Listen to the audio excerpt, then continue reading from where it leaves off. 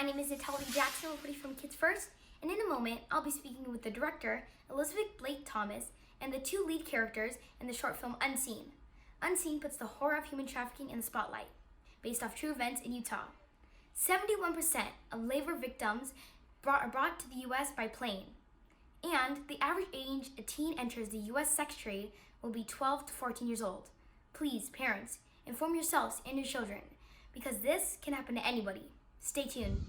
Hello, my name is Nathalia Jackson, reporting from Kids First, and I am here with Isabella Blake-Thomas, who plays Jenny, one of the lead characters in the short film Unseen, which is a must-see for every parent, teen, and child who uses social media, because child trafficking can literally happen to anyone. How are you? I'm doing very well, thank you. How are you? I'm doing wonderful. That's great to hear, and thank you so much for asking. I have to say, it is simply a great idea with your daughter-mother entertainment, simply inspiring. How did that come across your mind? Well, I think with mother and daughter that I have such a great relationship with my mum, and we both love film so much that it was kind of a why not? And it's the best way for us really to put out our content in the best way that we know how. Interesting. And along with that, what does this short film Unseen mean to you? It means a lot, especially because I am the age that a lot of kids get abducted at. And to be able to see that it really can, like you said, happen to anyone, it's heartbreaking. So it definitely means a lot in that sense. I agree. I mean, a simple social media mistake led Carly, which is the main character played by Ryan Nicole Brown, to never to be seen again. And sadly, we have to watch out for our surroundings because now in our society, that's kind of how we have to live. And it's sad to have to grow up like that, but unfortunately, that's what we have to grow up like. And to continue, I know that you sing the songs in this film. I mean, really went heart to heart with what the message was trying to be received by. What was like the challenge about creating the lyrics? I think my music is very personal to me, so a lot of the time I write about the emotions that I'm feeling, and so specifically I was glad that my songs did work with the movie and they did resonate, and I'm glad that the message was able to be made even stronger through my music. And can you describe your character Jenny for us, who is Carly's best friend in the film? For sure. Jenny is a very interesting teen to have played. She has a parent who doesn't really care about her, so she's kind of stuck figuring things out on her own. I think she definitely struggles with guilt throughout the movie because it was her idea and she helped convince Carly to go on this interview where she actually ended up getting abducted. And so she has to deal with a lot of guilt in the end about that decision she made. There were, I agree, a lot of feelings towards the end of the film, how you felt a lot of guilt and you didn't realize what you put your best friend into the situation, and you were kind of a little shocked and kind of worried, but also, as you said before, you have a parent that didn't really care about you, so you kind of felt like you can have a slide, but then towards the end of the film, you kind of realize, whoa, I might not ever get to see my best friend anymore, which is very powerful, meaningful, and definitely was very believable. So thank you for doing that for me. It really opened my eyes. And I also want to ask you, what was it like working with Isabella? Oh my gosh. Oh, you're Isabella. I'm Isabella, but you're all Oh good. gosh. How was it like working with your mom, Elizabeth, and also Ryan? It was a fabulous experience working with Ryan and my mum. Ryan is just a delight to have on set, and she is such an incredible actress, and she is also a musician, so she is just all-round talented, so I'm thrilled to have been able to be in her presence, as it were. I love working with my mum. I've worked with her quite a bunch on lots of different projects, and we just gel together. We're such a great team that she doesn't even have to speak, and I already know what she's thinking. Oh, what kind words. What challenge did you come across taking on this role?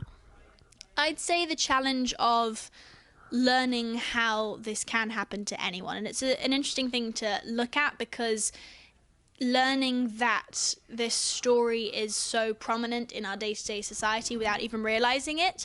Like, you could be walking past someone on the street and they could be a trafficker or someone who has been trafficked or someone who is about to be trafficked, and that's really scary, especially in this day and age. So it was definitely a challenge to learn that can happen, because you always think it's so distant from you, but it's really not.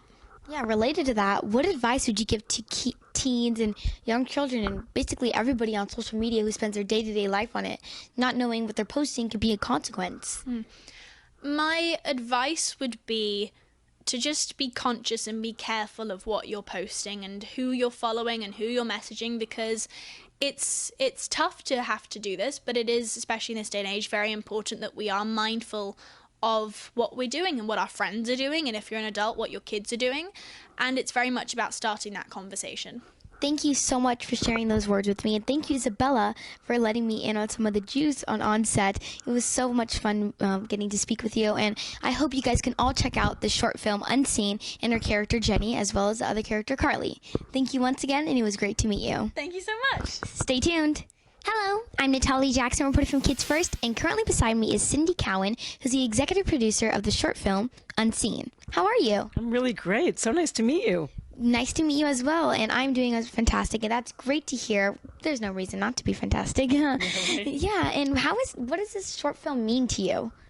It means a lot. I'm a big proponent of charities that support awareness for sex trafficking. And so to be involved with a film like this and to support friends of mine such as Elizabeth and Isabella and Ryan is everything. That's what this business is about, trying to make films that spark conversation and interest and awareness. Well, it definitely sparked a conversation between me and my mom, because my mom has always taught me to watch out for my surroundings and make sure that I feel safe in my environment. And so this film really sent a powerful message and meaningful, especially for me, because at my age, I don't get to see all of those short films, and most of the time watching Disney or something. But this really gave me a spark in my mind, thinking about what realistically can happen, thinking that I'm perfectly fine on social media when most of the time I don't discover the consequences of what can happen by just believing anything that I see, which really you can't always believe what you see in your eyes. And along with that, I've always been interested in knowing what really sparked the light in you wanting to be an executive producer. Well, I produce and I executive produce, and nowadays anything to get a story made and told. I would PA, I would do anything that people want on sets. I just think storytelling is so important, especially nowadays when people are going through all different facets of their life. And sometimes to be able to sit in front of a TV or go to a theater and have escapism, whether it's to connect with a character or learn about something you never knew about, or just to go into a world of fantasy, it's important and it's exciting, and it's something that I'm just passionate about. That's interesting and very fascinating. Along with that, what advice would you give to teens and young children out there, even adults, who spend their day-to-day life on social media? Get off. Look, social media is interesting and not. The good thing about social media is you can get awareness out there of things that you might not have been able to do in the past. The bad thing about social media, especially for teens, is I think they're spending too much time living on their phones and not enough time living in the present. Sometimes, it's fine to take a picture, but then put the phone down. And don't compare yourself to others. The bad thing about social media, too, is people don't realize that half the things they see on there are not what they appear to be.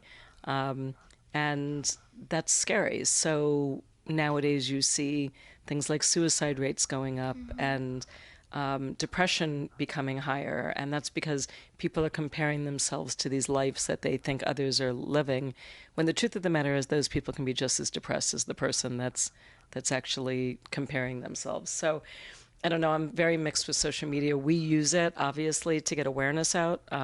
We'll use social media to get awareness out of a film such as this.